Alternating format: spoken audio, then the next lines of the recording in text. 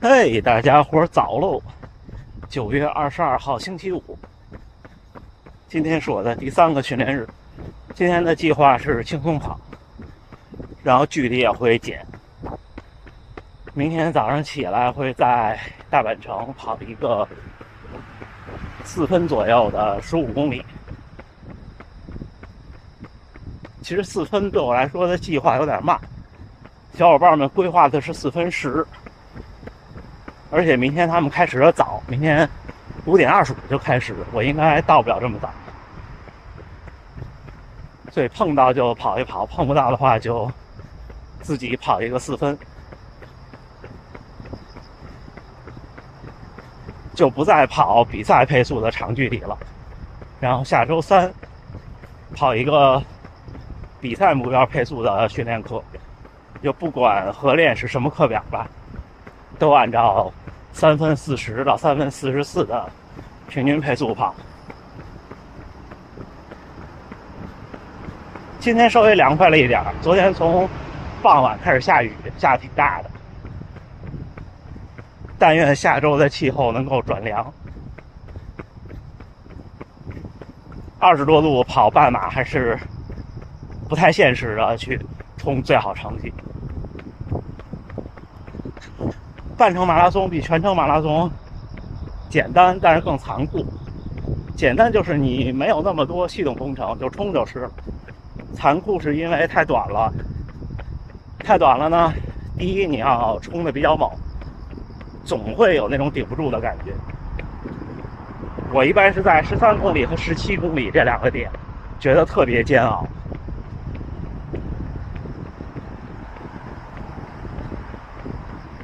而且呢，因为太短，你没有容错，你慢了几秒追不回来了就。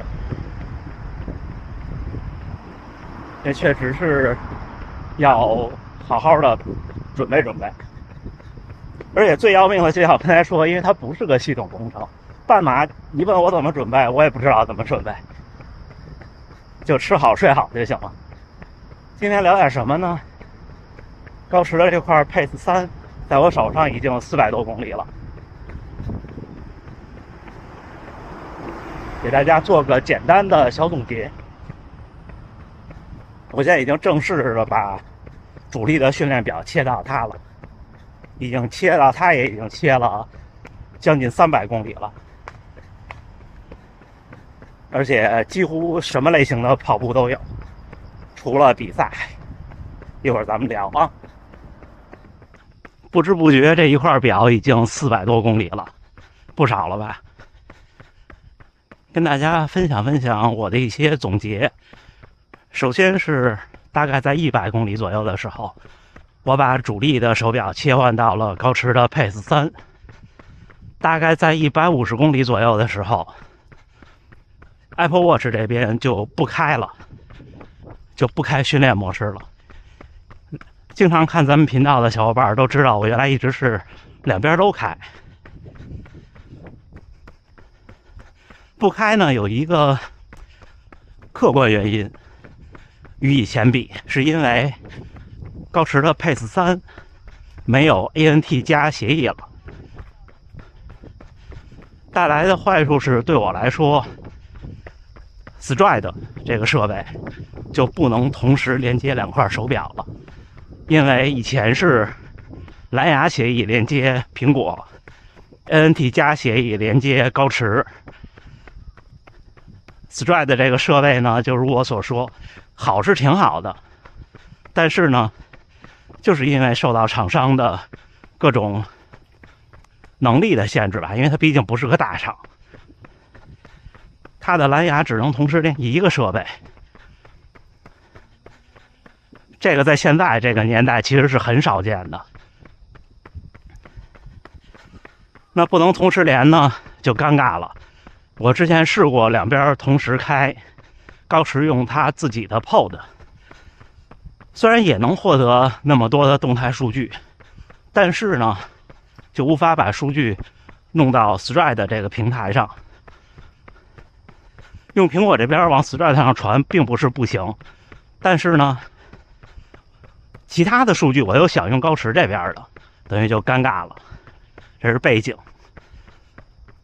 所以现在只有一块表在运行着。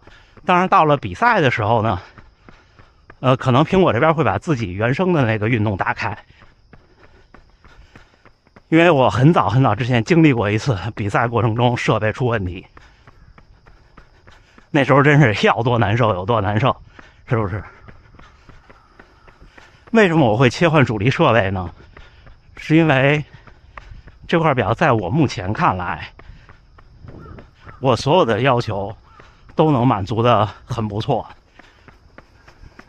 其实我对一块跑步手表最核心的，甚至说是必须要唯一的需求，就是 GPS 要准。至于搜星的快慢对我来说都不重要，而且它只要 GPS 准，搜星都不会太慢。那现在就是双频和多星这两个加起来，是一个我选手表必须的因素。而且我也经历了一些测试，佩斯3的 GPS 完全符合我的要求。它肯定不能像 Stride 那么的反应灵敏和稳定，因为 GPS 肯定是受各种东西影响的。但是它也有优势。Stride 有一个问题，就是你要校准它，所有的这种靠计步绑在脚上或者绑在哪儿来记距离的东西，基本上你都需要校准的，换鞋呀或者怎么样啊。而 GPS 不用，但是 GPS 带来的问题就是你总会有误差。比方说我刚才转的这一圈，如果这一圈特别小，我不停的转，是肯定会少记的，因为我们是无法拟合出一个圆的，对吧？你成一个派，这些派精确到多少位，它都比实际的最后这个周长要小，对不对？然后高楼大厦呀，完全没有影响是不可能的。这找一场城市马拉松咱们再看，也许就是下个月东京的半马。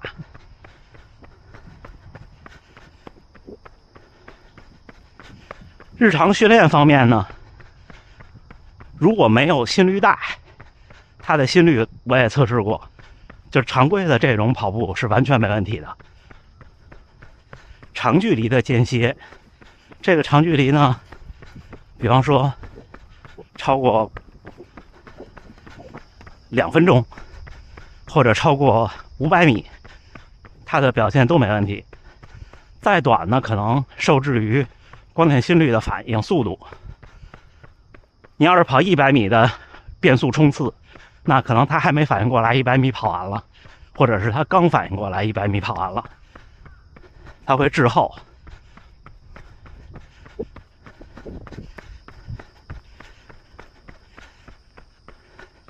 这个是所有光电心率设备都会有的问题，只不过我用的光电的臂带，因为传感器做得大，而且它这么大一设备只做这一件事儿，它会稍微好一些而已。日常训练是足够的。其实就说日常训练心率这一块，就只说我自己，代表我自己。上一代 Pace 2的时候，也基本上没问题。只有在特别冷的时候，北京有的时候开始的2-3公里会偶尔跳一下。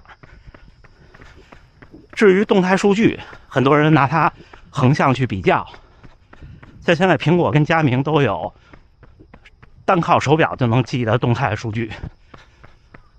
这个事儿呢，坦白说，我是包括苹果在内，我是不信的。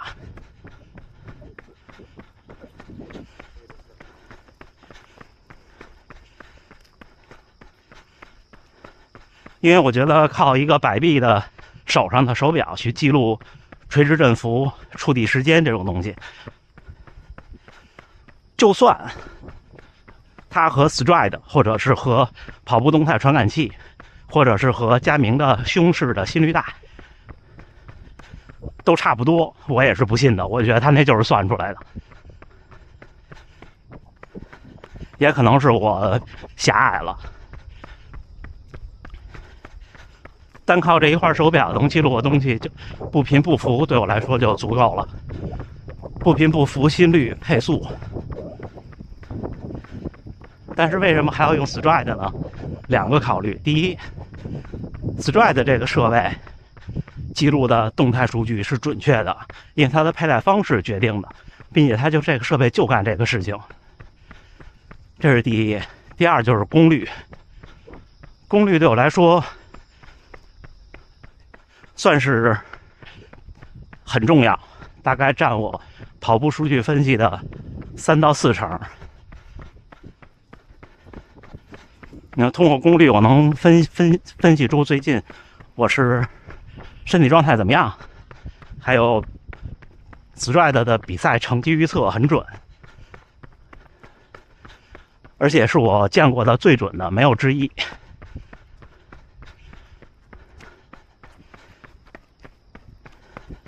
所以就必须得上它，这是第一个考虑。第二个考虑就是，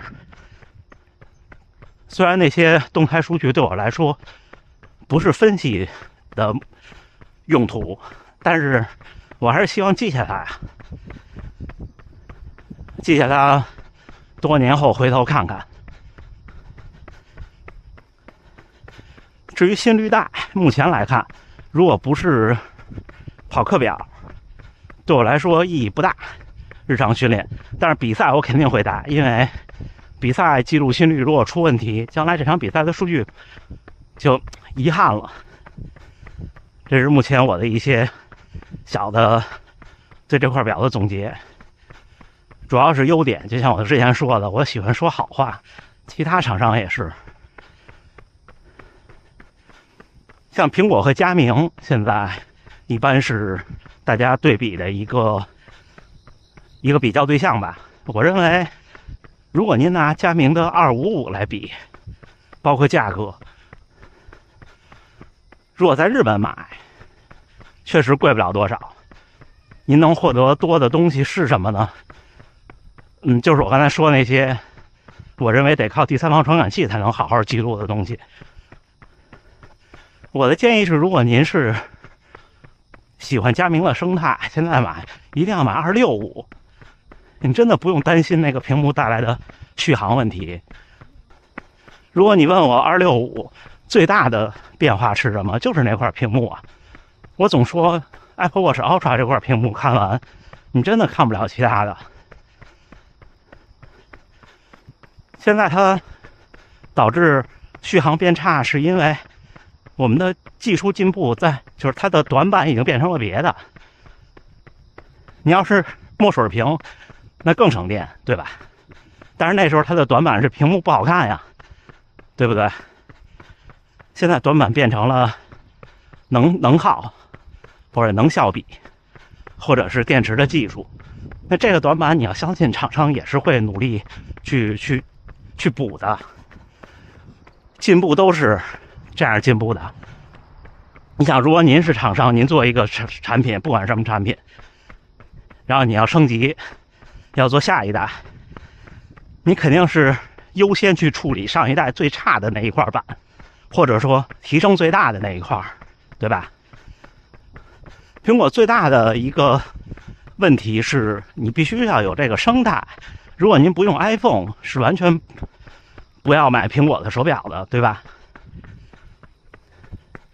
那像我是这个生态下的用户，那苹果的手表给我带来的体验，那就是1+1大于2，甚至对我来说都不是1+1，因为我还有电脑，还有 Apple TV， 对吧？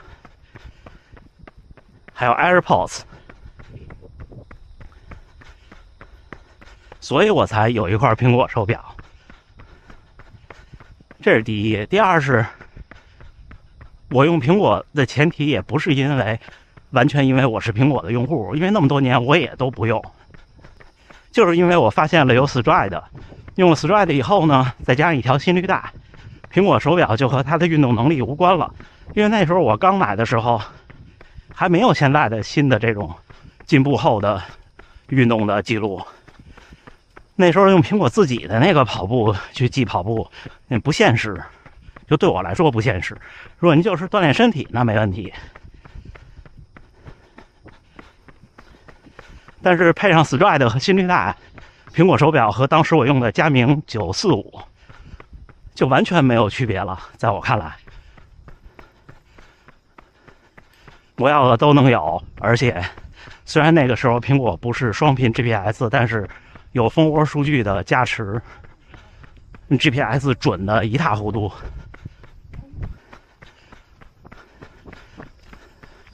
刚开始用的时候，我都说我今生没用过这么准的 GPS， 我都惊讶了。那最后啊，咱们说说缺点。缺点就是屏幕没更新。当然了，这个可能是他考虑成本吧，他想卖的便宜。因为我的分析啊，就是那确实每个厂商的研发能力和投入，还有他有多少钱，都是不一样的。很多时候短期内比不了，那只能是就是先舍弃那个很多人觉得不那么重要的。屏幕没有更新，不够亮，色彩这我倒无所谓。之后呢，就是触摸屏，我觉得怎么说呢？我感觉真正需要用它去导航的小伙伴，肯定就去买更专业的越野或者导航的手表了。像我这种需求，偶尔去别的城市，我要导航去个公园，这种需求，有没有那个触摸屏对我来说区别不大，就可能是这个东西的成本不高，技术不难，然后呢又能让这块表呢提升价值，所以厂商做了这个选择。这就是我的思维方式。我大多数时候我会换位去思考对方怎么想，我就大概能猜到。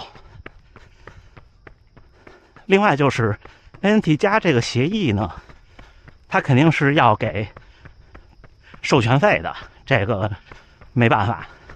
然后呢，肯定会多一个小芯片，这是成本。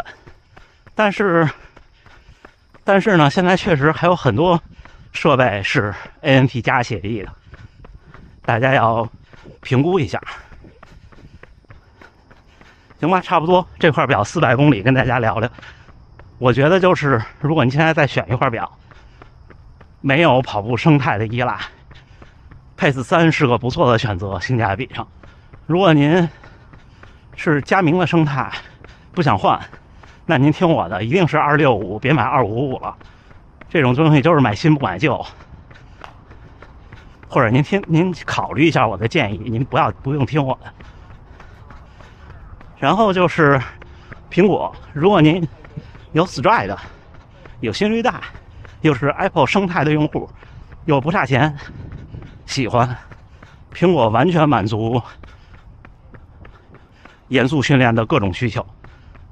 在这个前提下，好吧，行，那就聊这么多。最后一圈回家了，加油干，加油干！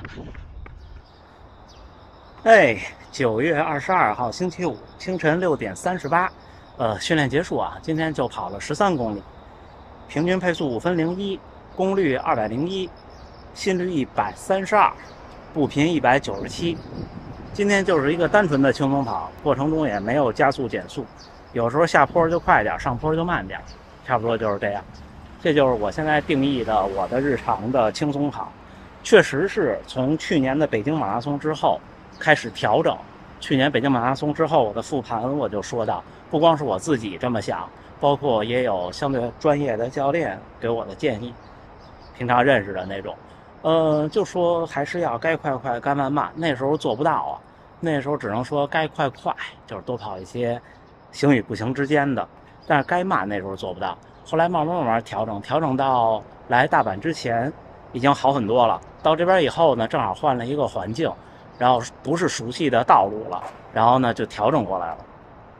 这样的话呢，好处是大家也看到，确实我的速度能力进步了，确实是进步了。但是呢，还没有一场比赛来验证，因为今年初的波士顿和东京那个时候还是不是现在这个状态呢。等到明年看看比赛的验证吧。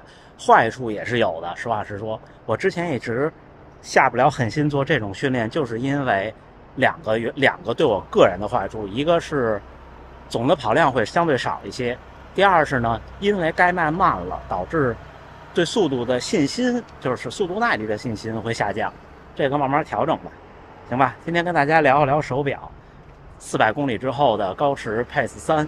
另外，大家考虑手表生态是很重要的一方面，就并不是说你用一个生态一直都要绑在它下面，关键是你选择这个生态，导入导出数据是不是自由和简单。